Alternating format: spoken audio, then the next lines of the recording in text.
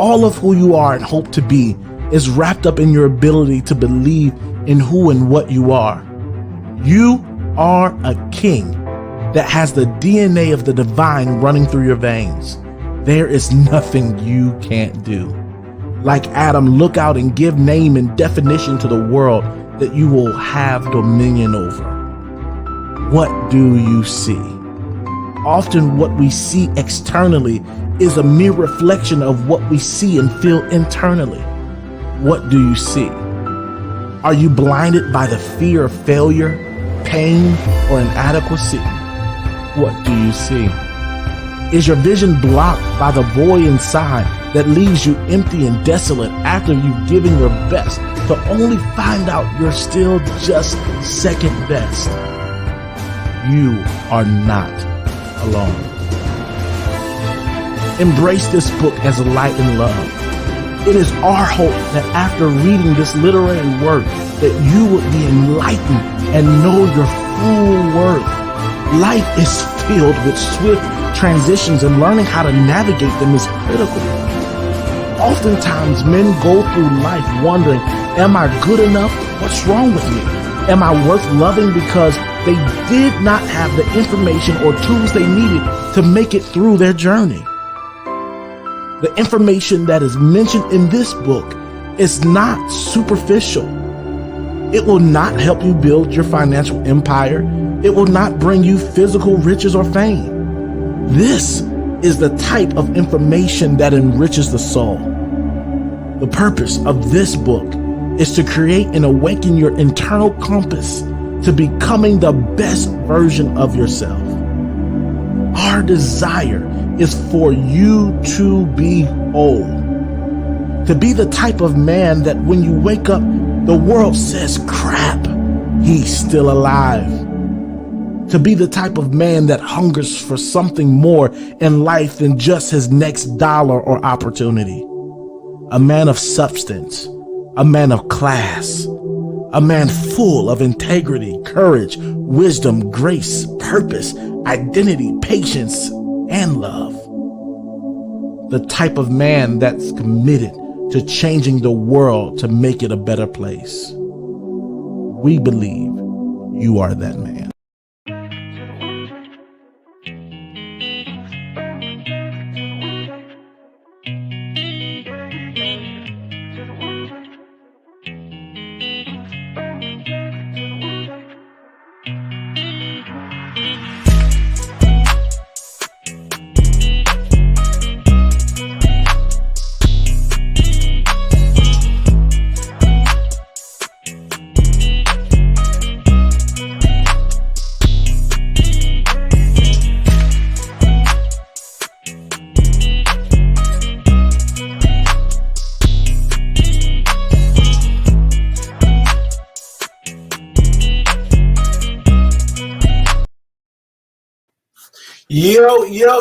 Yo, what's up, fam? This is your boy, Robert Marshall. Welcome to the I Am Man podcast. Listen, I have another hitter for you tonight. I'm so excited to have my boy again with me, Chris Boulder. What's good, man? How are you? What's going on? I'm great, man. How about you? Man, I'm well. Yo, listen, it's me and Chris again. Y'all know I have never had anybody back to back on the show with me, but because, man, our conversation was so dope and Chris is so dope himself, he feels like a brother that I've known my entire life. But he's probably tired of me blowing up his phone during the week. Like, let's do it again. But I'm excited to have him on the show. But before we jump into what we're going to talk about tonight, I got a huge announcement. Y'all see my book out here, my new children's book. It is officially available. It is officially available. You can go to my website. You can go to www.roberthmarshall.com and you can order the book. Not pre-order. You can actually order the book. It's available in hard copy, soft copy, and Espanol. Go grab that book. This is going to be a great Christmas gift for your children, for your sons, for everybody. You can go to robertmarshall.com/book to go get my new book, Little Brown Boy. Yo, I'm so excited about this book. It's going to be, and it is a hitter, yo. It is a hitter. And also, yo, we're here tonight and we're going to be talking with my bro, Chris Boulder. Yo, he is a hit. He's amazing, man, who's doing some amazing things with amazing story.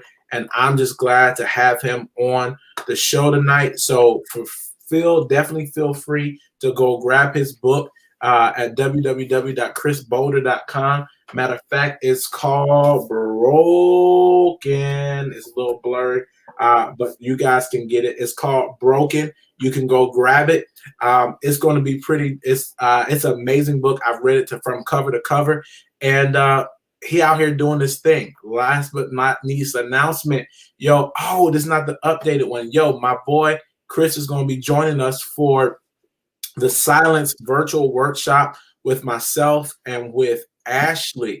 Yo, this is going to be an amazing workshop, December 19th.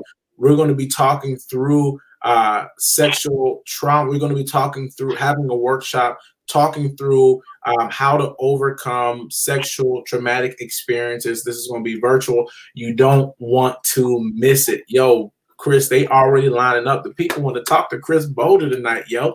So listen, man, I'm excited. I'm always honored to have you, man. How was your day today, man? It was good. It was a little busy, but hey, I made sure it was productive, like I try to do every day. Yeah, man. Yo, today for me, today was one of them days, bro. Today was one of them knuck if you buck days. Like I was tried, bro. I was tried, but I'm still here, man. I think I'm an avid reader, and so I've been reading a book that I recommend to mature people. I think it's called The 4 Conversations. It's a dope book. I don't know if I sent it to you, Chris. Yeah. I think I did. It's a dope book, but it's a good book. But tonight we're talking about Broken. We're talking about life after prison, man. After you set the stage ablaze last week, man, when we started talking about some of the deep stuff that you had gone through, you were talking about one of the impressions and the things that I remember about your book. You started talking about how your mom basically had you in the hospital. I think it was at the age of 12, right? At the age of 12, but abandoned you there. Yo, so I'm curious to know, how is your relationship with your mom now? You know what? It actually is good and awkward because I treat her like a big sister because we're so close in age, and I guess I'm an old soul for my age. But anyway, I treat her like a big sister. I'm always, I guess, because of our lifestyles is a little different now, and as far as me and what I do. But she's still hanging in there. I treat her like a big sister. I continue every time I see her. I'm always encouraging her, always mentoring her. I feel like I am anyway. But yet that's mom. And despite of our lifestyle differences, I always tell people, regardless, if they live in a path like you're not living or you want them to live or whatever your standards is in your head, I always tell people, man, you only get one mom. So that's true. I'm thankful that I have a mom, and not putting some expectations or limitations on her on how I think she should live or how she should live, because she's a grown woman. And so I'm her son and I love mama. So, and that's it. Listen, dude, that's deep because, me and my mother, we've had our own, we've had our doozies, man. I don't know if she's watching, but man, my mother and I, we've gone through some times, man, as far as not talking. We've gone through times where I was upset at some things that she did. And this is what I realized with parents, that sometimes we have expectations of our parents, and after a certain point, bro, we have to release them from what they didn't do, because sometimes parents do the best that they can do with what they have, and sometimes what they have is nothing sometimes. And so when you realize where people are and you properly place them, that enables us to release them and stop reliving in that trauma so that we can heal and that they can heal too. That's true. I try to, when I talk to her, man, I try to learn some of the behavioral patterns that she had and what she dealt with at that age to her to even abandon, and what she struggled with as far as even raising kids or even didn't want to raise kids.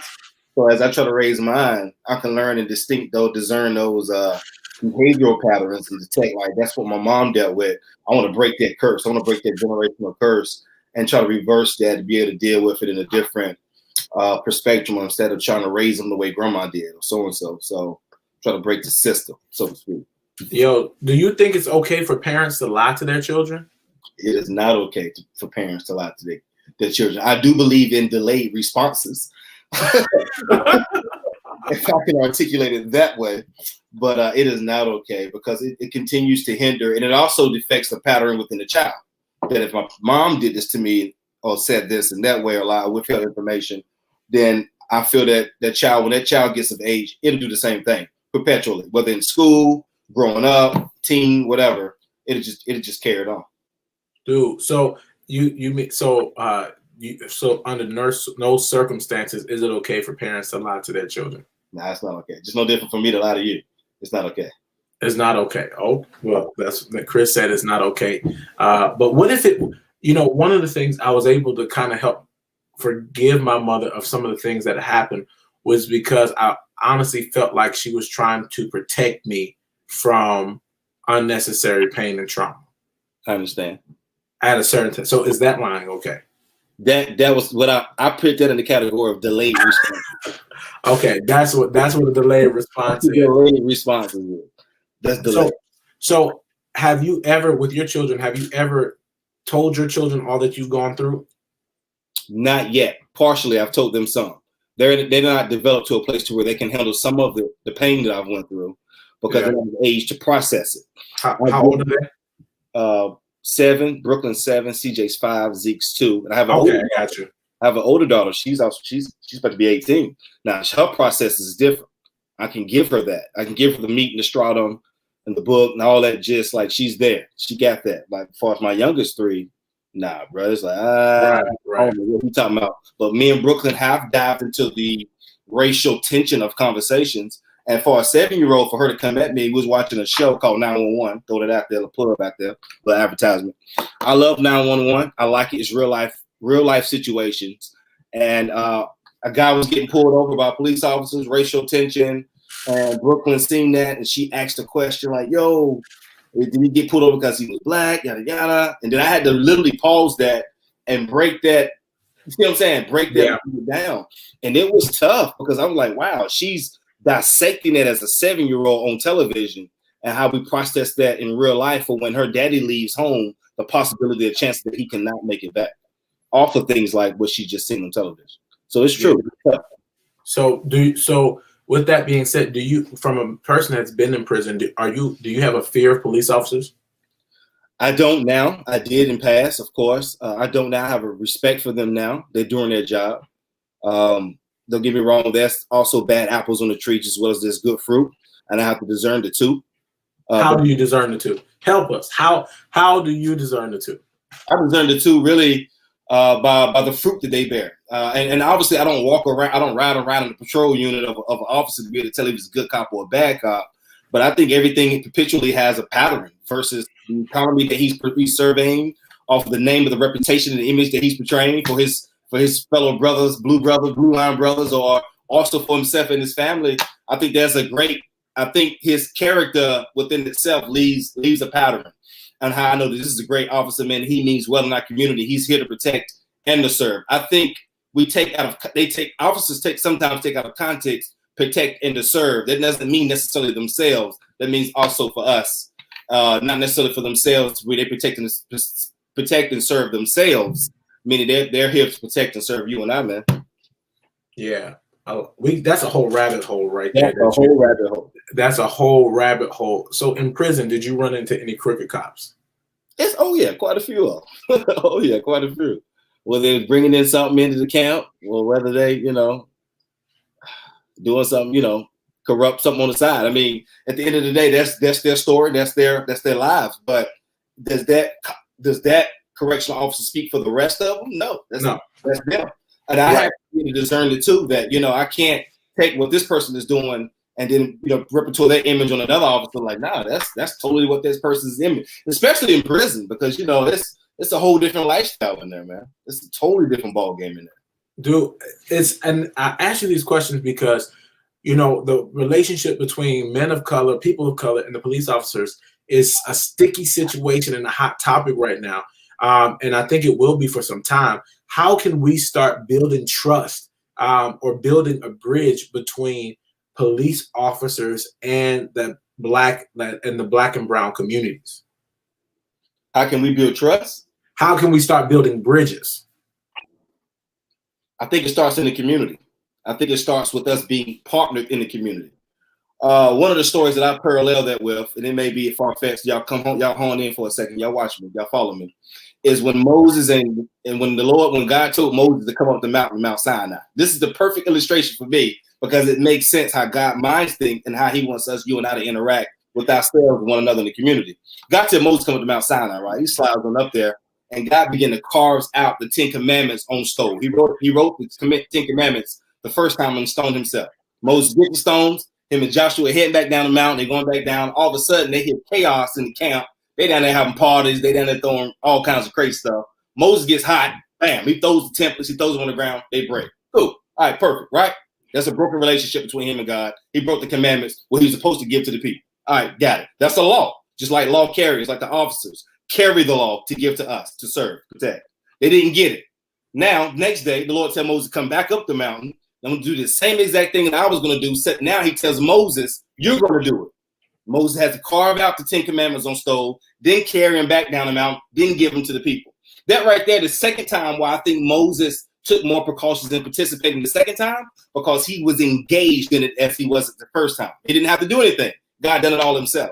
In order for us to be able to the economy of us being able to work with officers in the community is it has to be a partnership. It has to be hands-on. It can't be word of mouth. It has to be a mutual thing of us being to do outreach to the community. As far as us being partnership, where our children, our generation, see me side by side with fellow officers, hands-on in the community, speaking to the blacks or the browns in the community, and us building wealth and generational wealth and that revenue for us to help our community instead of leaving us in poverty and leaving us in mishaps for us to end up in prison or somewhere in the streets dead. That sounds real pretty, bro. It does. It's so hard for us.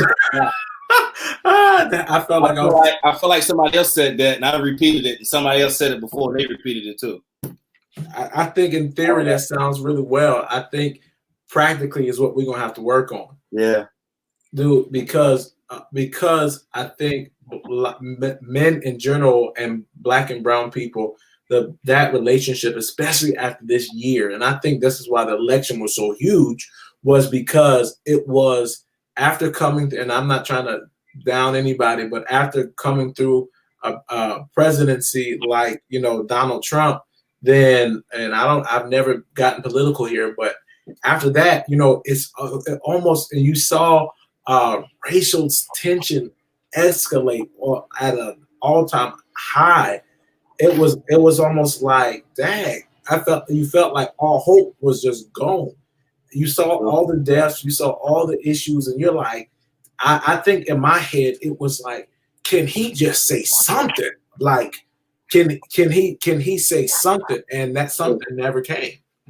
That's true. It never came, and so it created issues, man. And so I think we're trying to rebuild, and that's why platforms like this exist, so that we can help build the communities and rebuild. Man, I believe if you build men, you build communities. If you build men, you build nations. If you build men, then you build a new world. And so this is the grassroots work that we're doing here, man. And I think so many of our brothers are behind prison, or not just believe, they are.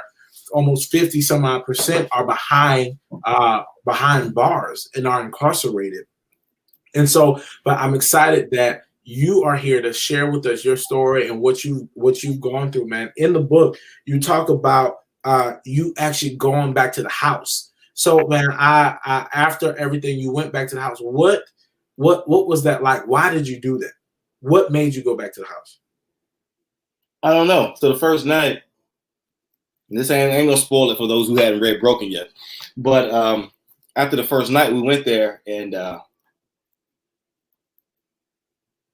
like the way we were told the layout would be, it wasn't right.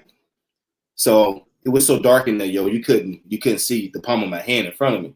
So I pulled the guy's jacket, motioned him out. We bagged out, and I was like, man, we need to come back in broad daylight. He was like, bet, when we could see and know what's happening. And man, that night I went home. That morning when I got up, I thought to myself, like, nah, I ain't gonna do it. Like, it ain't. But I don't know what motivated me. It wasn't money. I think it was just, I think I was searching for an opportunity. And if it would have been like education or something grander or something better, if I knew better, if I had better guidance at that moment, I would have pursued it just like I was pursuing this opportunity here to do something foolish. But it wasn't. And I went back. And sometimes I ask myself, like, why go back when I had the opportunity to, whole life could have been different right now if I wouldn't have went. But I don't know. I just went. And I didn't think it was going to turn out the way it turned out. I think it was going to be bad. I thought it was going to be sweet in and out. But man, when I went back, I seen something totally different. My life flashed before my eyes in that moment. And like I said in the book, just that moment when I heard that pop, things just changed for me from there on out. My life was different. It's just those moments and those flashes of moments when you hear things you wish you could take back, or wish I had that instant, that reaction before something happened. That was it. I lived in that moment, like a twilight moment. I lived it. I felt it. And it was no reaction from me. It was nothing I could do. I felt like I was in a trance for about 5 minutes. And my body was just going, and I had nothing that I could do. I don't know why. So you said you were searching for something. You were in hopes. What were you searching for? I think I was searching for a better way. I was searching for an opportunity. I mean, the way I was living, I was being raised up right. I was staying with my grandparents. Man, when I tell you, man, we were struggling at home. I don't know. We were struggling at home at times. Mama couldn't, financially do for us. It was tough. It was tight. And I would want something different. I wanted something better. I wanted to give myself a chance. And so I searched for it. And that's what I'm searching for. So some people would argue you went to crime looking for opportunity. Why didn't you just enroll in school? Why didn't you go to a trade? Or, why didn't you do something else? Why did you resolve to crime? Crime is faster than education. Crime is faster than employment. Crime is faster. It's a quick fix. That's why you'll notice in every protest, there's always rioting. It's not the rioters that I really have shame against. And a lot of people look at the rioters and they be like, oh man, they horrible, they bad, them thugs, or whatever else you want to call them. But really rioters, they feast off their savages. They feast off opportunities. And that's what it is. When protests happen, the city goes in corrupt. Protest also shows the division of a nation, the division of a city. Those looters, man, they loot off of that because of the fact it's an opportunities for them to gain of a moment of what they've always been behind in. So they don't gain much but some shoes and televisions and some quick jewelry.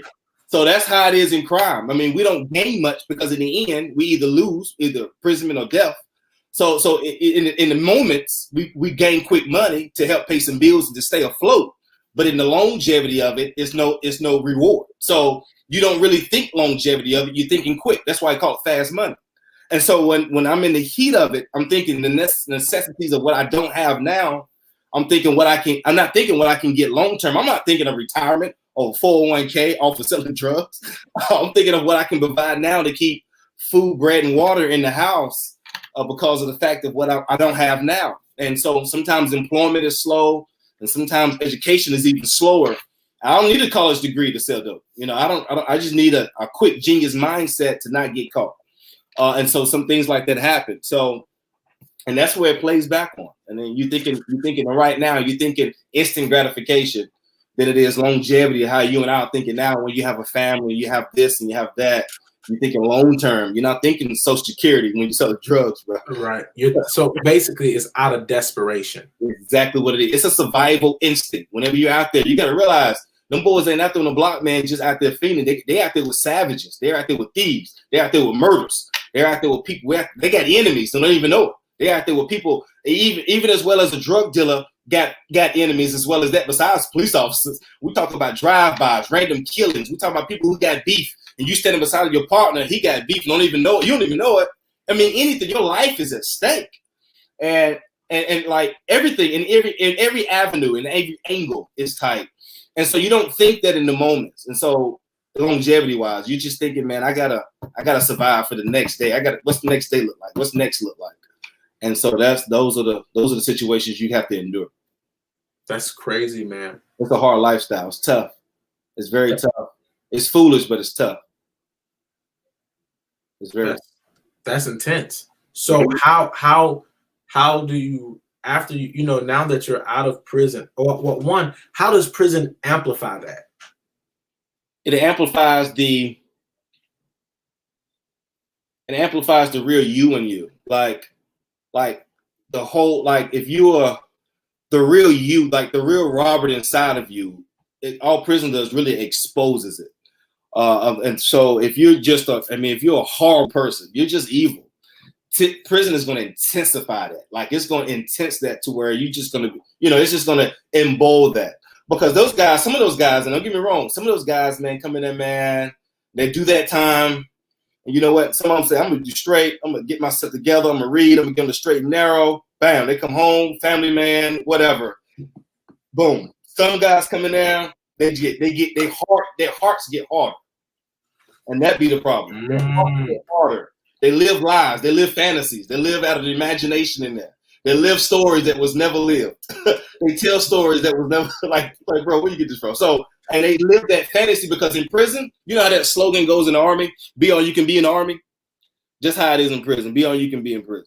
You tell whatever story because nobody knows you and everybody got the same uniform.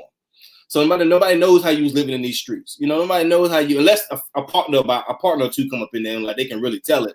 But I mean, 9 times out of 10, everybody lying. So, and that's just how it rolls in there. Everybody going with the flow. Them boys, man, living dreams that they never had, they woke up to. But no, I want to. You said something that stuck to me. You said that they are in that when they're in that place, that they are essentially, what happens to them is that their hearts harden. Yeah. That's a gem. What happens when you see a man's heart harden? It's tough because I know why it's hardening. Especially when I get to my little moment. I'm a people's watcher. Don't tell nobody I said this, y'all. I'm a people's watcher. I watch them on Facebook. I watch everything.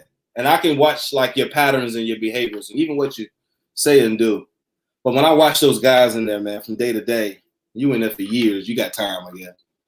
But like when they burnt bridges or family or no one is writing them or their girlfriend is left, I mean, you see all of that. It's a ripple effect. You just begin to watch their aura, their body language, their vibes. And you just begin to see how all of that begins, the calluses begin to just form on their heart. And well, in those moments, that hopefully the seed is birthed in them that they may come to God, come to Christ, come to church, or something is implanted in them. But sometimes the calluses on their heart at those moments when it's hardened, they turn like Pharaoh. They go to gangs, they start hanging out with the wrong crowds. They turn into whatever. They start gapping. They just start doing whatever. They just start wilding out, how I call it. They just start living like whatever, man. Just start living ratchet, just talking crazy, just whatever. They just go off. That's what we gotta. But why?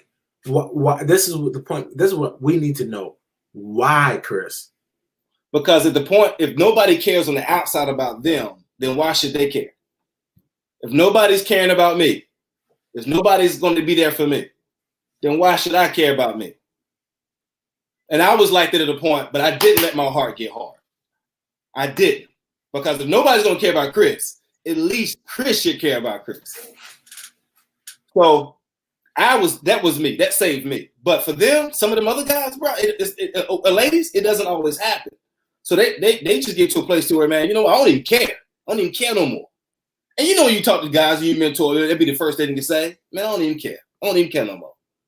First thing you go in a bad relationship, I don't even care. I don't even care no more. It'll be the first thing because they've gave up hope and nobody else is hoping in them. And that's the first thing that, man, they just get to a place where they wild out. They don't care.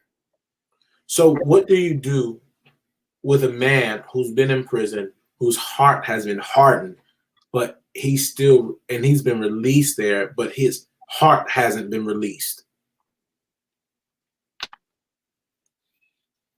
Repeat that. I You said said something. Oh yeah, I know that was deep. I said, what do you do with a man whose heart has been hardened and calloused in prison? They are physically released, but the calluses on their heart haven't. Whew.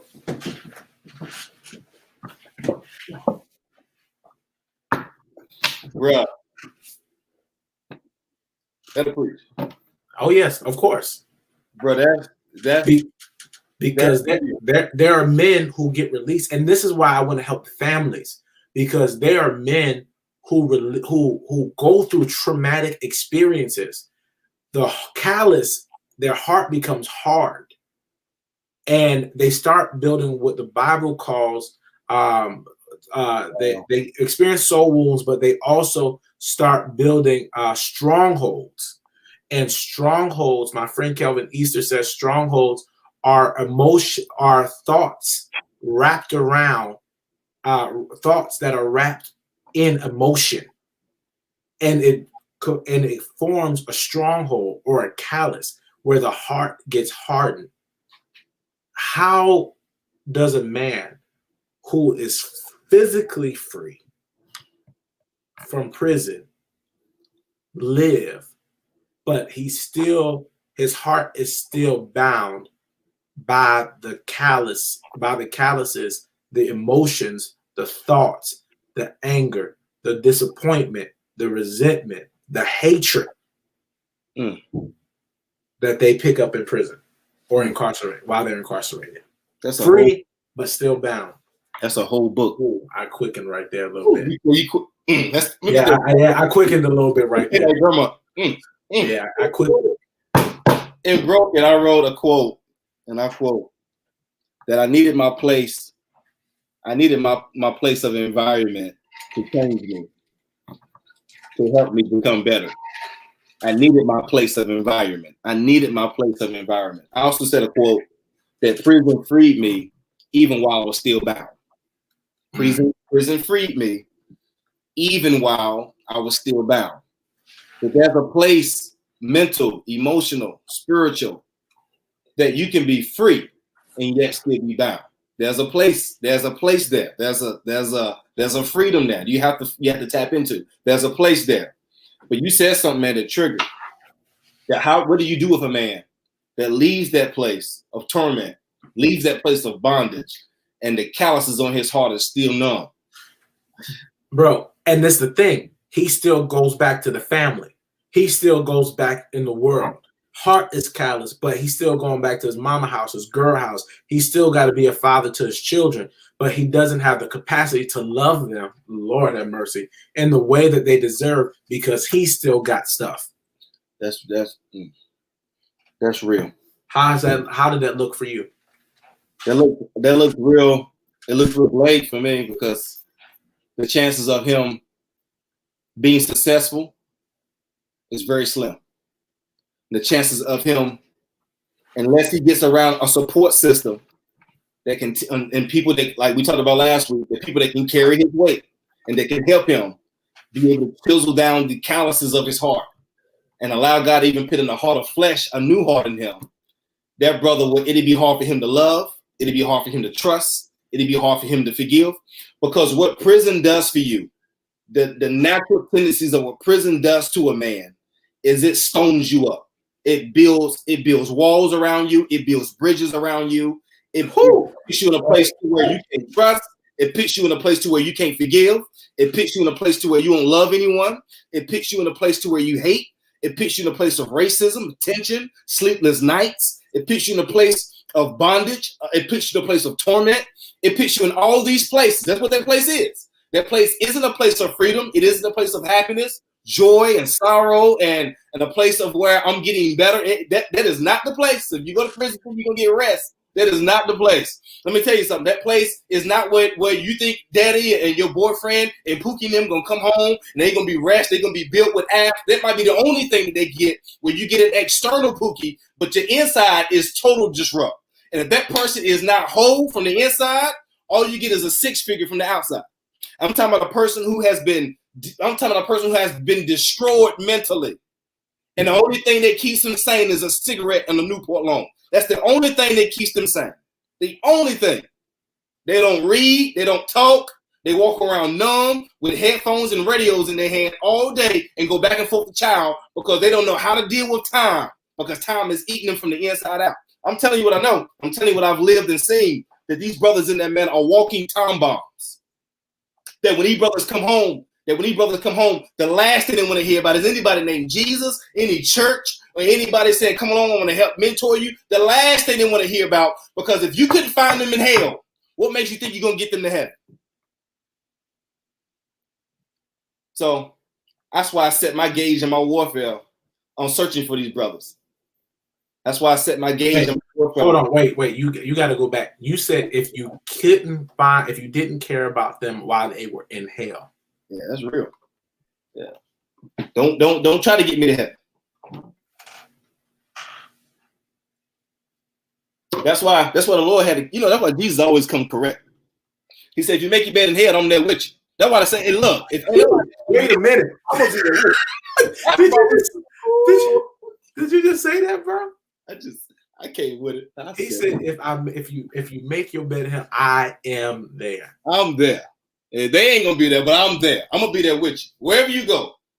Jesus said, I'm there. That's why I set my gauge, find these brothers. That's why I'm in the hood and the block and everywhere else in the chop shops. I'm with them. We hanging out. We doing it. Because look, if you ain't gonna find them in hell, don't try to get them to heaven. I don't know. Can you hear that, Chris? Hold up. Wait a minute. Can you hear that? T-shirt. That's real. Ooh. That's real. And that go for anybody, any relationship, marriage, anything. If you can't fix them out of hell, don't be trying to get nobody to hell. Because your perspective on where you are now in life is different from what the hell that I'm dealing with and where I'm burning from. And my tension is in a whole nother level. It's only real, brother. It's only real, bro. You know that. It's only real. Ooh. Matter of fact, bro, I gotta lean into this preach moment. And this is why I love Jesus, because Jesus, where did he go initially? When he first got up, where'd he go? He went to hell. Hell. Come on. That's it. Woo, we went to have church on here. Come here. He went to hell and he snatched the key. Come on. That's it. He went to hell. Go ahead, bro. He went to hell. He snatched the keys. He snatched Abraham. He snatched Isaac. He snatched Jacob. I'm telling them, they watching BET. Jesus already did the first Soul Train. He been did that. They watching BET. He been did this. Yeah, he been did this. Wow. It's only right, bro. Ooh. I felt that in part. I felt you stupid. You stupid. Oh, Jesus. But you just said it's something. I want to put that out there. We got to say that because that's a good. Don't try to find them. If Jesus couldn't find them in hell, or if you couldn't find them in hell, don't try to preach me into heaven when I get out.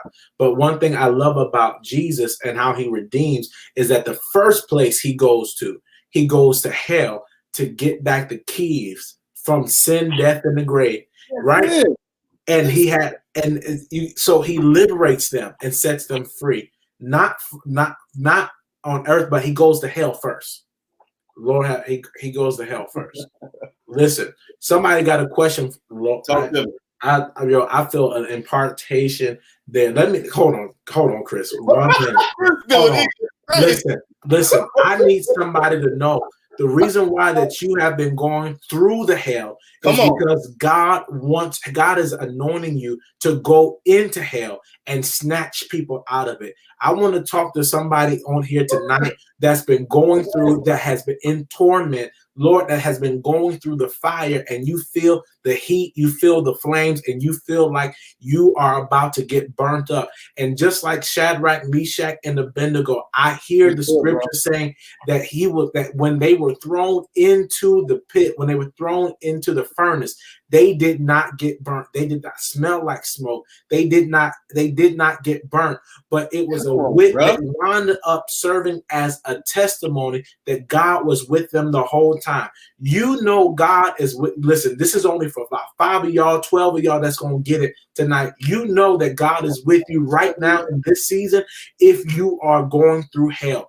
Hell and fire is the sign that a miracle is about to take place for you. I don't know who this is for tonight, but listen, let me let you know that God is about to show up in your hellish situation. He's empowering you to go to hell so that you can snatch people out. Lord have mercy. Anyway. But we better get Anyway, I'm sorry. I had to. He's anointing you to go into hell. Lord have mercy. He's anointing you to go into the dark places. He's anointing you to go into the damp places. He's anointing you to go into the places. This is why some of y'all, God kicked you out of the church, because you've been praising and dancing in the church when he's been waiting for you to put your boots on and go into hell and to snatch souls out of it. Some of y'all want to dance and shout, but God is like, okay, I need you to go to hell and snatch people out. Come on, bro. Anyway. Why are people scared to go through hell, though? Listen. Yea, bro. Yea, through I walk through the valley of the shadow of death, I will fear no evil, for thou art with me. This is not a preaching podcast, but I'll preach today, y'all. For thou art with me. You got to know, if God calls you to go to hell, he's not called. If God sends you into hellish situations, let me say it like that, he's not going to send you in there by yourself. He said, thy rod and thy staff, they comfort me. Lord have mercy. He will comfort you in the middle of your hellish situation. He will comfort you in the middle of your darkness. And there are some people who are walking around every day and you feel like you're in hell. And I want to let you know that even if your life feels like you are in hell right now, guess what? You don't have to go through it by yourself. He said his rod and his staff comfort you in the middle. The one thing that I love about God is that he will never leave. He'll never forsake you. And my brother Chris said, even if your bed is in hell right now, he says, I'm there with you. Lord, have touch your neighbor and say he's right there. He's right there. He was there all the time. Anyway, we had to get that in there, y'all. We got to get a moment. Y'all, I'm sorry. I'm sorry. Anyway, we had to get a moment. Yeah, that was a moment. Right. For the people. What's the question? We had a question. We had some questions, Chris. We had some questions. Okay. So Ms. Patterson asked, how do you Lord have mercy? How do you find someone that doesn't realize they're lost? Go ahead, Chris. You want to attack it first? No, you got it, bro. How do you find someone that doesn't realize they're lost? How do you find someone? That's also the Keynote Network. Tacola. Oh, that's my girl, Tacola. What's up, girl? That's my girl. Hey, look, the key word in that sentence is fine. So you're looking. That's how you know. Because also they're going to bear fruit. So if a person don't know, you'll know. The Bible tells us that you know them by the fruit that they bear. That's how you know that they're lost. Whether the lost realize that they're lost or not, it's not up to the lost to realize they're lost. It's up to us that are saved to realize that the lost need Christ. It's not up to them. The lost don't care about them being lost. That's why they call them lost. But it's us in Christ, man, that are saved that says, you know what, man, they need guidance. They need help. They need some whatever you feel compelled to, that's drawing you to them. That's what they need. Another one of my main reasons is not even so much of pointing to them that they're lost or that they are not needing guidance. My main thing to me is just showing them love. It's a passage that I really emphasize on very well. And it's when Jesus was calling the disciples out onto the boat and they were fishing and they made a big catch. Peter had told Jesus, bro, we've been out all night. Ain't nothing out here, ain't nothing biting. Bro, like, man, throw it out there anyway. Then the net begins to break. They have so much fish. And then Peter right then and there, man, said, man, I'm wicked. Because of the miracle, for the abundance of fish, because of the blessing, because of the gift, a free gift, that convicted Peter. And I want to say to you, Nicole, because you're a gift to so many people, the love that you love unconditionally, regardless of the situation, despite how you're treated, you continue to be a gift that keeps giving. That's how people begin to realize the lostness in them they see it in you. They begin to see the love that you show, the heart, the compassion that you show towards them. They just begin to just really be heartfelt, and they begin to have a repentant heart and just begin to just cry out and begin to see that they realize they're not even who they thought they were. They're lost. I hope that helps. Right. So, Rob, tag on that. So how do you find someone that doesn't realize that they're lost? That's number one, is that oftentimes lost people don't know they're lost until somebody who understands what it means to be lost help locates them and is able to provide a way out. Listen, when someone doesn't know that they're lost, it is your job to continue to pursue them and whatever that looks like. And I'm not even just talking about salvation. Some people are saved and they're lost. They're lost in their thoughts. They're lost in themselves. And what you have to do, number one, is to consistently show up. When you consistently show up, when you're consistently present, when there is consistency in pursuing them, number one, that shows them, one, that you care. And if they know that you care, number two, they're more likely to trust you. And once you gain the trust, you can't clean a fish that you don't catch. And the only way that you can catch them is to consistently show up. When you show up, then you're able to have conversation and dialogue with them. And through dialogue and illumination, light will always expose darkness. Light will always expose ignorance. And when you show up and your light shows up with you, wherever area that they're lost in, then they will come to the acknowledgement through revelation, through revelation that they need help. And no matter, listen, you can't help somebody who's lost, who don't know that they're lost. They have to first realize, yo, I don't know what I'm doing. I don't know where I'm at, and I need help. And when you show up, when you're consistent, and you're continuing to be a light, and you continue, and you gain the trust of that person, of those individuals, whatever, if it's a man, if it's a woman, if it's a relationship, whatever, guess what? Then they will come to the knowledge of where they are by that information, that dialogue, and then through revelation, they will come to the realization that I need help. That's good. And because you're present, they trust you, boom. You can say, hey, I know the way to help you get out of where you are. That's good.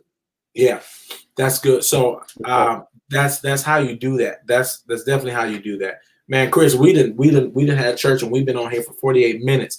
Dude, I'm curious to know, and we've had this heart-to-heart conversation, and I have to ask, what habits or different perspectives did you pick up from prison? And listen, I don't want you to give me the church version. I don't want you to give me the pretty version. I want you to give me the real version. Like, what habits did you have to break? What perspectives, what mindsets had to shift in you in order for you to become who you are now?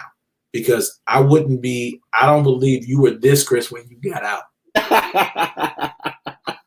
Come on, and I need you to give me the good. We got to wrap this thing up. So I need you. We went church. Now I need you. I need you to give me the real stuff. What habits did you have to break? What mindsets did you break? Okay. So come on. I had to break some good stuff, man. I had to break some. I had to first develop some strong discipline. Some discipline. I had to develop some discipline, man, to never give up.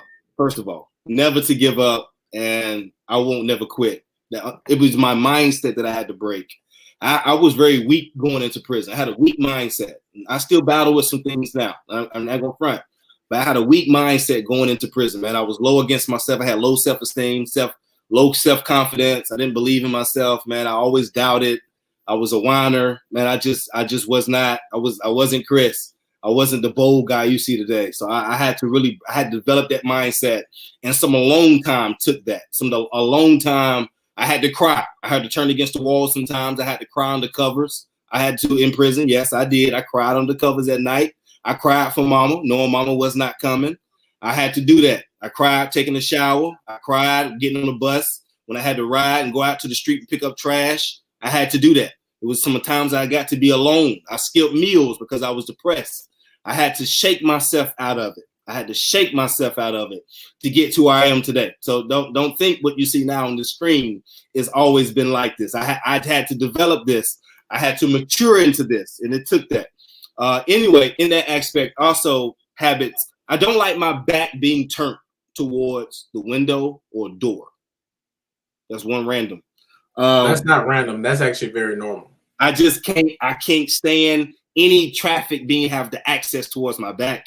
You just don't know. I don't see too many brothers get headlocked. Brothers just walk up on. So I have to have my back towards the wall, and I need to be in a room where I can see everything coming and going. It's just some habits that I picked up. I don't know why. It's just some stuff it do to you. And then white noise. I have to have white noise, whether it's Alexa nowadays for me, but I mean, have Alexa in prison, or a fan on low. It ain't got to be blowing on me. It just need to be somewhere blowing the motor. And then also my clothes. I'm very particular how I dress. It just developed a cleanliness about me, and hygiene and order, and just the way I carry myself. Those type of habits develop. So what prison is like, it's almost like an offset military school. That's what prison is like. It's like an offset military school. Teach you about hygiene, teach you how to carry yourself, teach you how to put your uniform on, it teach you how to do all of that. That's what prison did to me. It taught me, the offset of it. My dad's a drill sergeant. So, I got that kind of birthed in me in my skin, my DNA a little bit.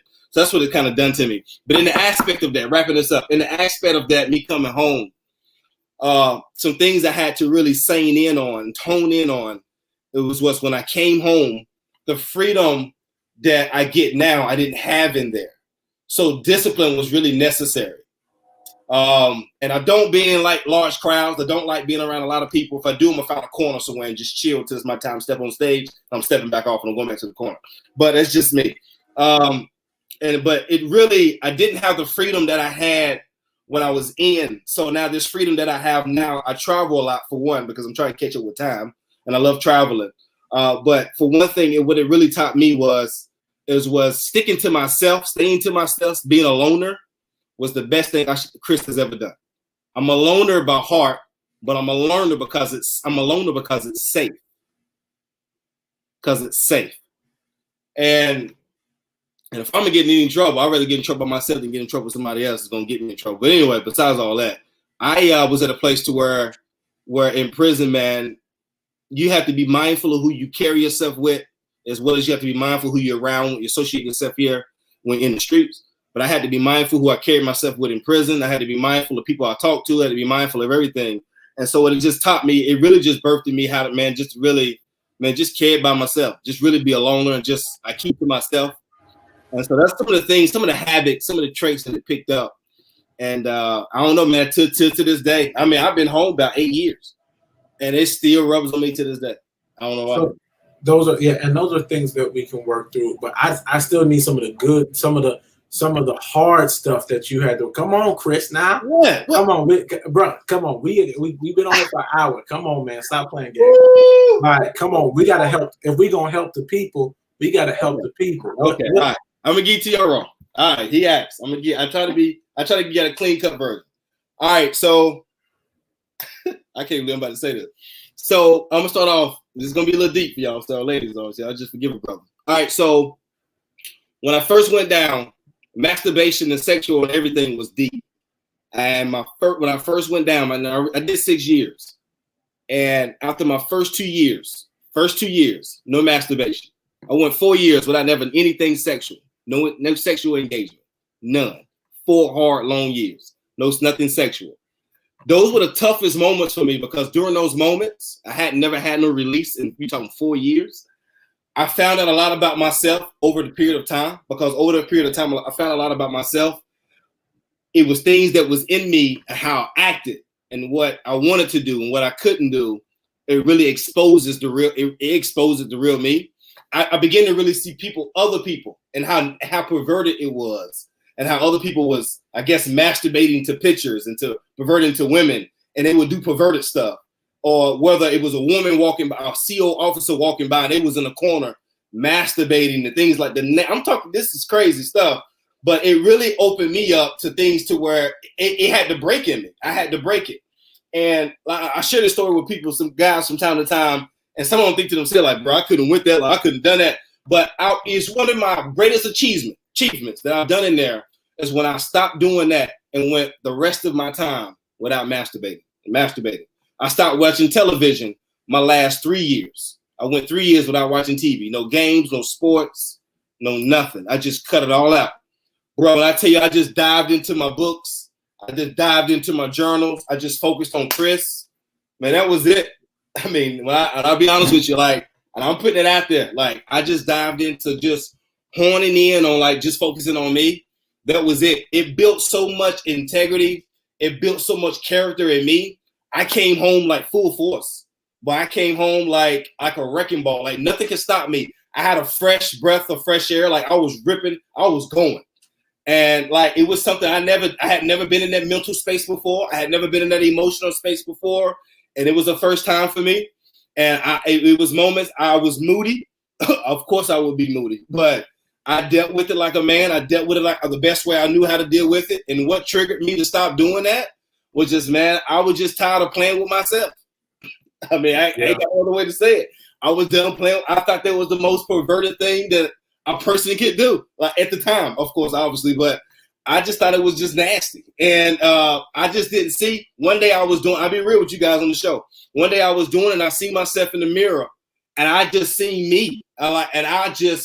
It was a wild moment. Like, yo, this is freaking nasty. And when I stopped that and I was done, I said, never again will I ever touch myself ever again. Never again will I touch myself.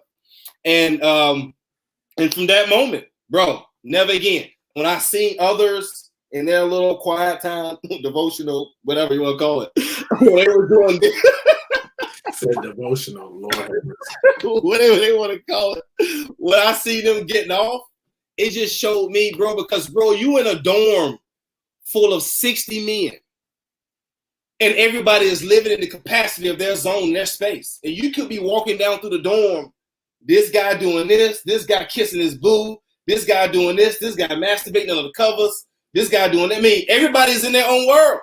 And you walking through, you in a world within a world. It ain't no time out, respect others. Man, they doing time. This is the way they do their time. And I had to learn, I had to adapt to that mentally and emotionally. And man, that messed me up psychologically. That messed some stuff up in Chris, bro. I'm telling you, it messed some stuff up on me. And when I got to that place, bro, I was like, I'm done. I'm done with that. That masturbation stuff, that broke that spirit in me. Like, yo, I'm done. And it broke that, the pictures, the masturbating of the pictures and all that, magazines, Smooth Magazine, King magazines, all that crap. Man, I was done. That broke it. So how do most men who go to prison come out and have drug addictions and have other addictions that they work through if they're incarcerated? How does that happen? How do they work through them? Well, how does that happen in prison when they're supposedly locked away? Or how do they get drugs? How do they come out with all? Because a lot of men come out with other addictions, drug addictions. They come out with substance addictions. They come out with sex addictions. They come out with all types of stuff. So how do we work through those things? How do you work through them? Yeah, when they get out, how do they work? What would you tell a man that is out of prison who maybe just came home or been home for some time, but has not yet processed through all the baggage, all the weight, or some would say spirits that he's wrestling with once he's out?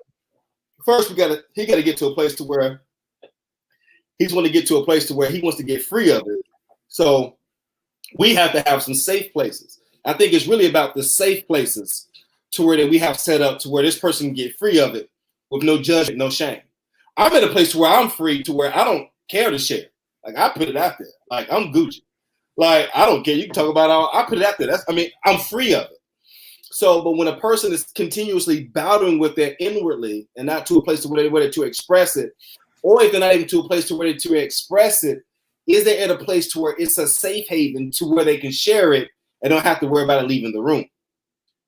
That's one thing. That's key. Do we have places like that in our communities where these guys can come home from prison and get the type of substance abuse? And we do have substance abuse places to set up, but do they get the type of sexual trauma abuse and things like that set up to where they can be able to get their help for them guys to get set free? Because a lot of those guys, bro, and Rob, we talked about it before, and we're gonna talk about it again here soon, later in the month. But a lot of those guys they come to prison, didn't have sexual dysfunctions, but they came to prison and then left with sexual dysfunction because they got turned out while they was in there. So I mean, their hormones and all that stuff was just rolling. Ain't no woman in there, and it's just all it's just messing with them. So, and things happen, life happens. So that's understandable. So how we can be able to begin to help them is we got to be able to begin to share the story like what you and I are doing now. We got to begin to open the door, begin to make this a platform to where men can come here like they can on this podcast and say, "Hey, man, I'm dealing with this. I need some help. How can I get set free?" You know what's, be honest, Chris, I'm a church guy. I grew up in church. I'm a church. I don't want to say I don't want to say church boy. I'm a church man. Say again? You church boy.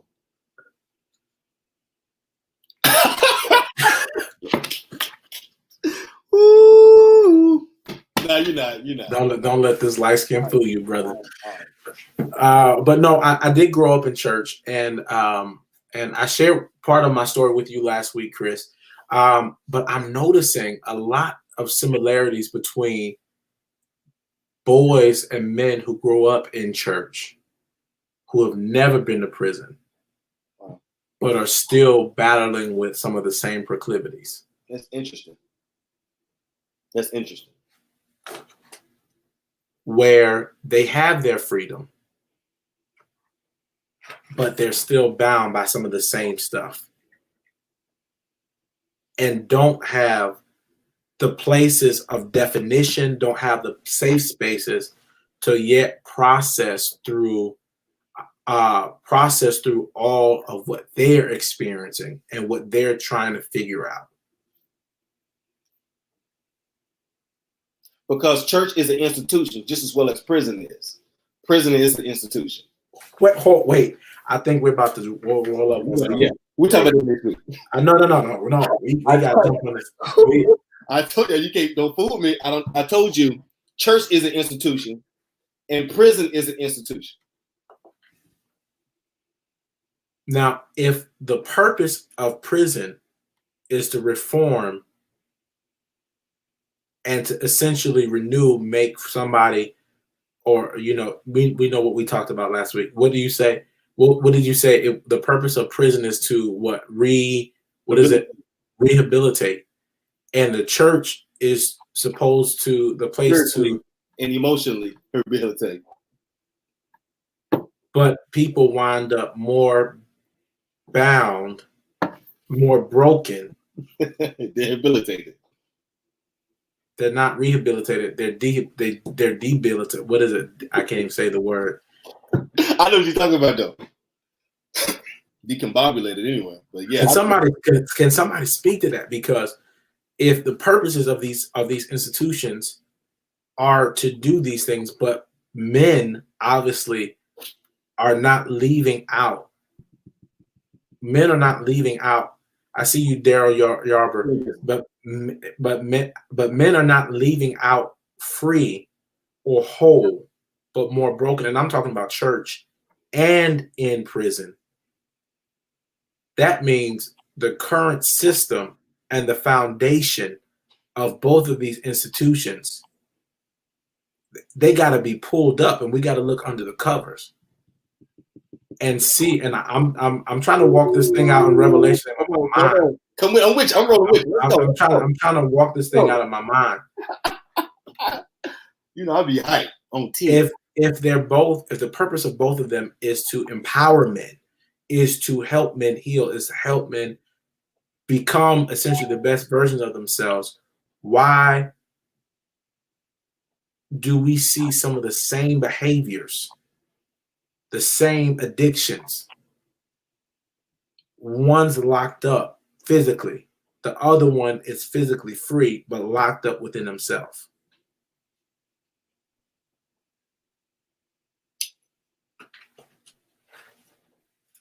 The hospital is an institution.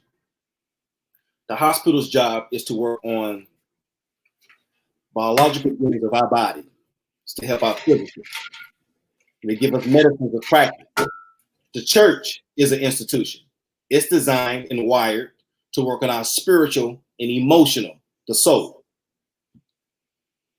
The correctional facility is an institution, and it's designed to work on our rehabilitation of our mental and our emotional.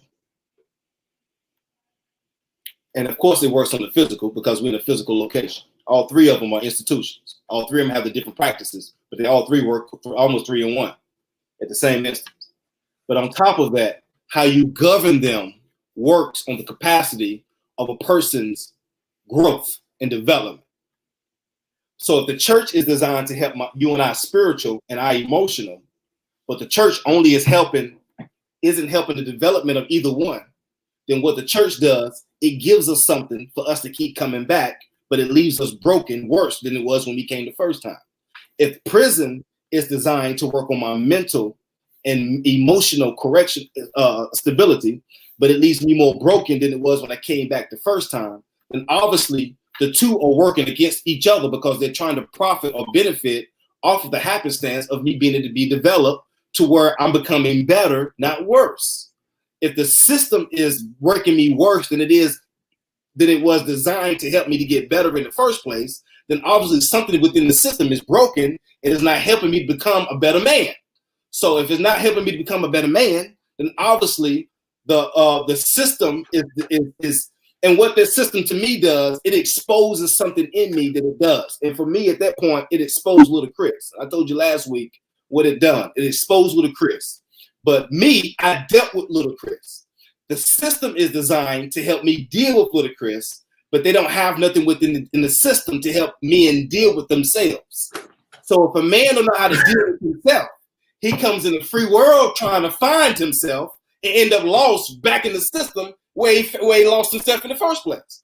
So I dealt with me in the system, because if I didn't deal with me in the system, I would have came home out of the system, round myself right back in the system, worrying about how do I find myself again. It's just it's a domino effect. And that's how they make profit. We ain't talking about that. The church. Well, okay, you got a family. They come into the church, into this institution, trying to find themselves, trying to find Christ, trying to find center, trying to find wholeness. And the church is designed to help them spiritually and emotionally, but the church only gives them bits and pieces. They come back home still frustrated, still broken marriages, still broken relationships, come back to the church, still seeking answers. And every now and then they get a word that still sends them back home frustrated, and they never get the wholeness that they need because they're too busy paying to get the word. That's profit. We ain't gonna talk about that.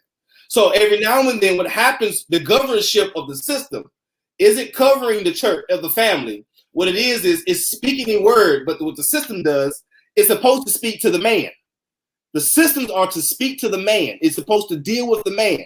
If the church doesn't deal with the man, the prison would deal with the man. And when the prison deals with the man, the system deals with him. And you're in and out of the system for the rest of his life. But that's my question. I think the church speaks to everybody else but men. I'm trying to tell you, it speaks to everybody but men. The church don't never speak to a man. I think we're seeing the emerging of that now, but for years it was women dominated. But however, we'll get to that. There's still something brewing in me. We'll get to that. But listen, Chris. Listen, nah, bro, we can't brew. We gotta go. We gotta go. But listen, man, Chris, it's next week. Chris, it's always a pleasure rocking with you, man. Look, yo, you guys, I could talk to Chris all night, man. Yeah. But listen, you guys, go get Chris's book, Broken. Go get Chris's book, Broken. Chris, you got any books with you? Where you at? I got some on the way. If they order them now, I can get them to them in a week or so. Good. Yo, go get Chris's book, ChristopherBolder.com. Listen, I also want to let you guys know, too, that once again, that my children's book is now available. You guys can get it on Amazon right now. You can get it there. It's available in Spanish. It's available in English. don't hesitate. Go grab it. It's going to bless your entire, when I say your entire life, it's going to bless your entire life. This book is a great gift for children. It's a great gift for your nephews. It's a book that was written to empower all brown boys and brown men. Listen, I also want to put this out there. Yo, the Silence Virtual Workshop is taking place December 19th. I have myself, I got my boy Chris and Ashley. Yo, let me just kind of put a little pub in right here. Ashley is an amazing person who's going to be talking through her journey to wholeness. Chris is going to delve more into what people, not just men, but people who have been incarcerated deal with on as far as sexual trauma and brokenness. I know most of you didn't know that almost 68,000 people who are in prison every year, men, let me just say, men who are in prison, 68,000 people in prison every year get sexually traumatized. And those are our brothers, those are our sisters who are sexually traumatized and oftentimes don't get the help they need to process through what they've experienced. I've said multiple times, I'm a survivor of rape. I'm a survivor of molestation. I'm a survivor of sexual grooming. And so, listen, I am an advocate, and my hope is that we will tell our stories so that you won't have to run from yours. Last but not least, the rest of your boys' books are on sale. You can go grab them at www.roberthmarshall.com. The holiday sale, you can go get Just Believe, Reasons Why Your Faith Matter, Just Believe, a 10-day conversation, and What Every Man Needs to Know. You can go grab this book. I think more than anything right now, my book, Just Believe, is important, and the devotional. Man, Chris, I'm talking to so many like Christians, like who were solid at one time, who are literally walking away from their faith, who are walking away from God in droves. And it is blown. I'm not talking about weak people I'm talking about people who were once on fire for God are literally walking away from their faith. And I'm like, what? Like, what happened? And so I think Just Believe is a matter of fact. I'll go ahead and do this. I'm so committed to this. Listen, if you are on here and you are listening, I want to bless 5 people free of charge with my Just Believe book. If you want a free copy of Just Believe, I want you to comment in the comment section. I want you to go in the comment section, and I want you to tell me you want a copy of Just Believe, Reasons Why Your Faith Matters. I will give away 5 free copies of that book because I'm realizing that people need help. People need help. People out here walking away from Chris and walking away from God and losing hope and losing faith. And so, listen, I want you guys to go grab that book. All right. Well, I love you guys. You guys been good. Y'all have a good one. We'll see you. Matter of fact, we'll be back tomorrow. My boy Chris. I see you, Stephanie. I see you, Daryl Yarber. You want a copy? I got you. My boy Chris won't be joining me tomorrow. I'm trying to get him to get back on this joint with me tomorrow. We're going to be. What'd you say? I'm gonna try. Listen, we're like tomorrow. We are going to be talking with one of my guys. His name is Alex Garcia. He'll be joining me tomorrow night at 9 p.m. Central Standard Time. He's an amazing guy. He did, I think, about 8-9 years in prison for attempted murder. And he is an amazing guy. He's an epitome of he doesn't look like what he's been through. But that's a dope flyer, man. Oh, thank you, man. Your boy out here, man. your boy out here, yo. Your boy out here. So like that, man. Listen, go join me tomorrow. I see you guys who want the free book. I see you guys. So I want you to inbox me your addresses and I'll make sure I get those books to you. All right. I love you guys. Peace out.